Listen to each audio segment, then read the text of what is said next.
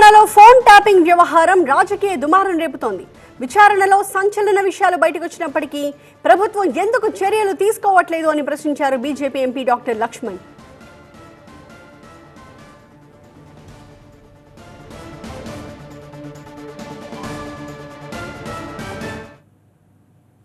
తన బిడ్డ కవిత ఏదైతే ఈ యొక్క మద్యం కుంభకోణంలో కూరుకుపోయిందో ఆ మద్యం కుంభకోణం నుంచి తప్పించడానికి చేసిన ప్రయత్నమే ఈ ఫోన్ ట్యాపింగ్. ఆ రకంగా ఢిల్లీ పెద్దలను బీజేపీ పెద్దలను ఇరికించి ఏదో రకంగా కవితను గట్టెక్కించడానికి చేసినటువంటి మరి కుట్రలు చర్యలు అని చెప్పి కూడా ఈ వాంగ్మూలంలో మరి బయటపడుతున్నది. వారు కేవలం ఫోన్ ట్యాపింగ్తో సరిపెట్టలేదు, బ్రౌజింగ్ హిస్టరీ, వాయిస్ కాల్స్ కూడా ట్రాక్ చేశారట, వాట్సాప్, సిగ్నల్.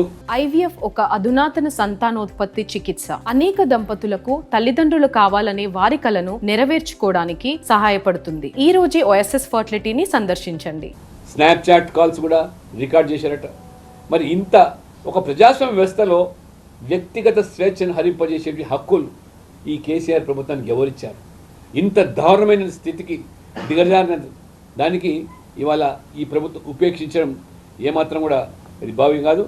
మరి వెంటనే సిబిఐ దర్యాప్తు ద్వారా నీళ్ళకు నీళ్లు, పాలకు పాలు తేల్చాల్సిన బాధ్యత మీ మీద తప్పితే లేనట్లయితే మరి ఈ యొక్క 10 జనపద ఆదేశాలకు అనుగుణంగా మరి లొంగిపోయినట్టయితే ఇవాళ బీఆర్ఎస్ పట్టిన గతే కాంగ్రెస్ పడుతుందని